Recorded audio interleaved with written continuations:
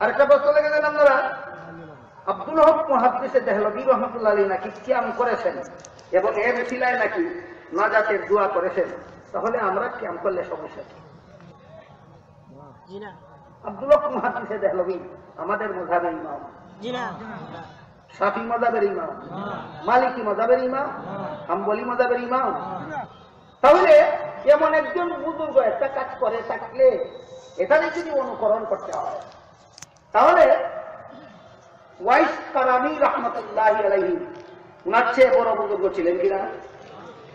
বর্ণিত আছে তিনি উহুদের ময়দানে রাসূল করিম সাল্লাল্লাহু আলাইহি ওয়াসাল্লামের দান্দান মুবারক শহীদ হয়েছিল বলে তার নিজের দান্দান উপরে ফেলে দিয়েছিল।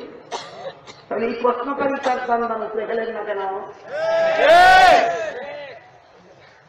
ওই প্রশ্নের যেই জবাব, এই প্রশ্নের সেই জবাব। জবাবের সারমর্ম হল কোন বুজুর্গে কি বললেন আর কোন বুজুর্গে কি কইলেন, এটা ইসলামী শরীয়তের দলিল নয়, কুরআন হাদিস ইজমা কিয়াস ইসলামী শরীয়তের দলিল।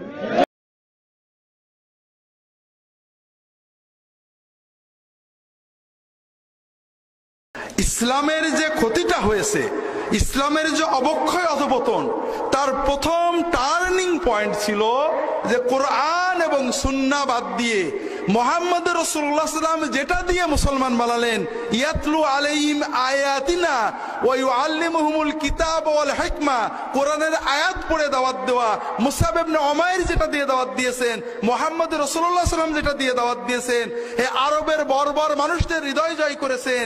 হিকমা সুন্নাত আলোচনা না করে, কোরআন শিক্ষা না দিয়ে আমরা গল্প দিয়ে মুসলমানদের নসিহত করতে চাই। হাজরিন, এই গল্পগুলো আমরা কোনো ওলি আল্লাহদের বিরুদ্ধে বলছি না, ভুল বুঝেন না। ভুল বোঝা অথবা ভুল না বুঝেও অপব্যাখ্যা করা এটা আমাদের অভ্যাস। বুজুর্গদের নামে যে গল্পগুলো, এগুলো অধিকাংশ মিথ্যা, কোনো সনদ নেই। আর আল্লাহ কোরআনে মুহাম্মদ সাল্লাল্লাহু আলাইহি ওয়াসাল্লাম এবং সাহাবীদেরকে মডেল বানিয়েছেন, পরের বুজুর্গদের মডেল বানাননি। তারা আমাদের মহব্বতের পাত্র, অনুসরণের পাত্র না। দুটো গল্প বলি, আমি বিভিন্ন জায়গায় বারবার বলার চেষ্টা করি একটু আপনাদের চোখটা খোলার জন্য। আশেকে রাসূলের মডেলকে ওয়াইস কারনী রাহমাতুল্লাহ আলাইহি, ঠিক না? তার গল্প শুনেছেন? তিনি কি করছিলেন? দাঁত ভেঙে ফেলছিলেন। উহুদের যুদ্ধে রাসূলুল্লাহ সাল্লাল্লাহু আলাইহি ওয়াসাল্লামের দাঁত ভেঙে যাওয়ার খবর পেয়ে উনি কোন দাঁত ভেঙেছে বুঝতে না পেরে একটা একটা করে সবগুলো দাঁত ভেঙে ফেলছিলেন, ঠিক না? সাহাবীরা কি দাঁত ভাঙছিলেন? তাহলে বড় আশেক ওয়াইস কারনী রাহমাতুল্লাহ আলাইহি, সাহাবীরা তো না। কি করে হলো? তারা তো দাঁত ভাঙেননি। খুব ভালো করে বোঝেন, ভালো করে বোঝেন। গল্প আজীবন শুনেছেন, গল্পের হাকিকত বোঝেন। আমার পীর ও মুর্শিদ ফিলিস্তিনে যুদ্ধ করতে গেছে দাজ্জাল বাহিনীর বিরুদ্ধে। খবর আসলো দাজ্জাল বাহিনীর গুলি লেগে আমার পীর ও মুর্শিদ শহীদ হয়ে গিয়েছেন। আমি তার আশেকে পাগল হয়ে নিজের পিস্তল নিজের বুকে দিয়ে গুলি নিয়ে আমিও শহীদ হয়ে গেলাম। আমার পীর যে জান্নাতে যাবেন, আমিও সেই জান্নাতে যাব, ঠিক না ভাই? হবে না? আমার কাছে খবর আসলো ইহুদিদের গুলি লেগে হুজুরের দাঁত ভেঙে গেছে, আমিও সঙ্গে সঙ্গে হাতুড়ির বাড়ি দিয়ে নিজের দাঁত ভেঙে ফেললাম।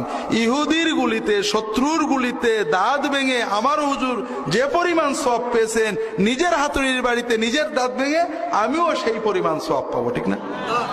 কি পাবো? কিছুই না, নগদ গুনাহ পাবো। কি পাবো?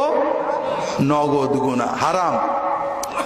যে কোনো মানুষের আশেকে, নবীর আশেকে, অলির আশেকে, যে কোনো দাবিতে যদি কেউ নিজের দাঁত নিজে ভাঙে, নিজের হাত নিজে কাটে, তাহলে সওয়াব হবে না গুনাহ হবে? যদি বেহাল হয়ে অচেতন হয়ে কিছু করে, সওয়াবও হবে না, গুনাহও হবে না। ওয়াইস করেনি, কখনোই এই অন্যায় কাজ করেননি। এটা বানোয়াট গল্প।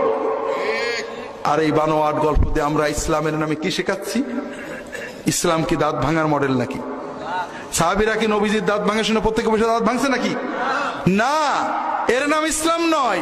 সাহাবীরা কি করেছেন, মদিনায় একজন অসুস্থ সাহাবী শুয়ে আছেন, খবর এসেছে মুহাম্মদ সাল্লাল্লাহু আলাইহি ওয়াসাল্লাম শহীদ হয়ে গিয়েছেন, নিজের তরবারিটা বের করে নিয়েছেন, নিয়ে নিজের বুকে মেরে নিয়েছেন নাকি? না, তরবারি নিয়ে ছুটেছেন। যে কাফেররা আমার নবীকে শহীদ করেছে, ওই কাফেরদের বিরুদ্ধে শেষ রক্তবিন্দু পর্যন্ত লড়তে লড়তে মরবো, তিনি লড়াই করতে করতে শহীদ হয়ে গিয়েছেন। এর নাম হলো আশিক রাসূল। রাসূলুল্লাহ সাল্লাল্লাহু আলাইহি ওয়াসাল্লাম দাঁত ভেঙেছে, সাহাবীরা দেখেছেন, প্রত্যেকে হাতুড়ে নিজের দাঁত ভাঙছেন নাকি? না, প্রাচীর হয়ে দাঁড়িয়ে গেছেন নবীজির চারপাশে, শত শত বৃষ্টির মতো তীর আসছে নবীজিকে হত্যা করার জন্য।